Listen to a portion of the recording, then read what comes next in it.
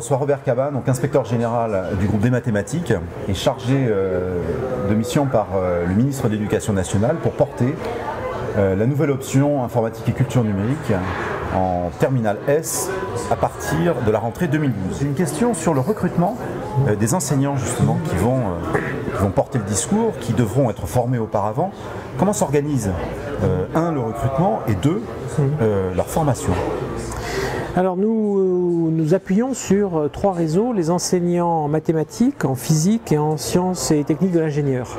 En combinant ces 3 réseaux, cela nous assure d'avoir une base assez large pour pouvoir trouver des enseignants dans toutes les académies où cet enseignement spécialité va être proposé. Deuxième niveau un peu de filtrage consiste à mettre les enseignants qui semblent intéressés, qui ont fait un acte de candidature, en situation de formation. Les formations sont sur une base académique, certaines formations sont réalisées en présentiel avec de très classiques amphi, travaux dirigés, séances de travaux pratiques.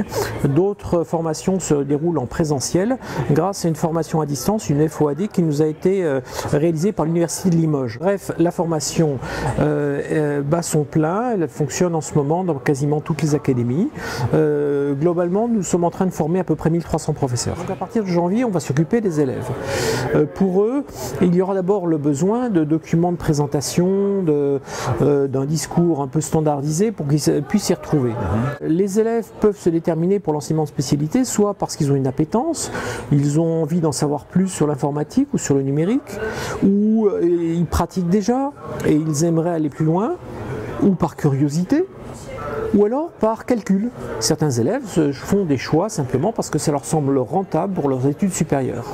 Mais il me semble qu'avec cet enseignement de spécialité, qui est quand même une petite opération, qui en première année va toucher à peu près 20 000 élèves, nous sommes sur une opération test, peut-être avant-coureur d'autres développements, où nous essayons un paradigme assez nouveau. En effet, jusqu'ici, le discours du numérique, le discours éducation nationale sur le numérique, c'est un discours des usages.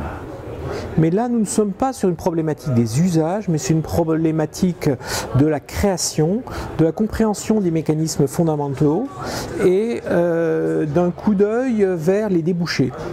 Ce qui est totalement différent. Les élèves entendront parler des métiers du numérique, ce à quoi ils ne sont généralement pas tellement préparés dans l'enseignement secondaire. Mais il s'agit de former les élèves à ce qu'on peut appeler la science informatique.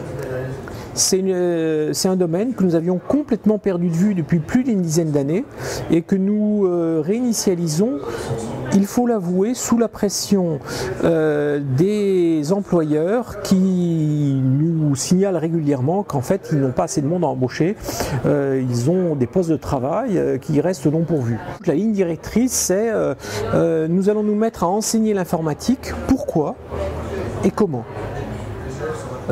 Pourquoi quelques besoins que j'ai brièvement esquissés et comment, et effectivement, ça ne s'enseigne pas tellement comme d'autres matières comme l'histoire-géographie ou les mathématiques. Typiquement, l'informatique se prête assez mal aux cours magistraux. Il nous convient donc d'inventer des formes d'enseignement qui soient propres à accrocher les élèves, leur permettre d'enclencher des progressions rapides, prendre du goût à ce qu'ils font et déboucher d'une façon assez élégante. Donc, ces recherches didactiques ne sortent pas du néant.